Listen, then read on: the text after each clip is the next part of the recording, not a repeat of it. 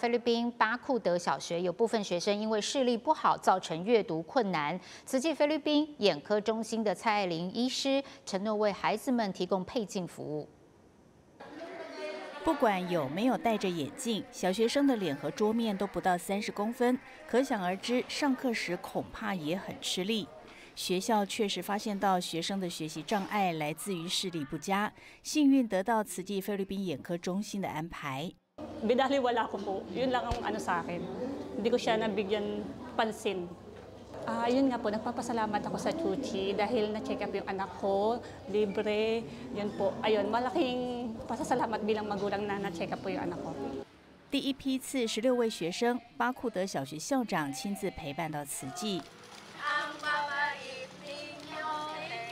知道他们下次再来的时候就可以拥有个人的新眼镜，校长忍不住的感动。Hindi po namin matutumbasan ito, pero nakikita ko po na sa pagpupursige po ng mga bata natin na sila po ay matuto, darating po ang time, sila naman po ang mag-give back kung ano po ang naranasan nilang tulong mula sa inyo. Rest assured po na sa part po namin, academically, tutulungan po namin ang mga batang ito na talagang makabasa po sila kasi nakikita po namin. 从验光确定度数到完成配镜，蔡爱玲医师亲切以待，腼腆的孩子们笑着回馈心里的感想。Masaya na po ako kasi meron na po akong eyeglasses. Thank you po.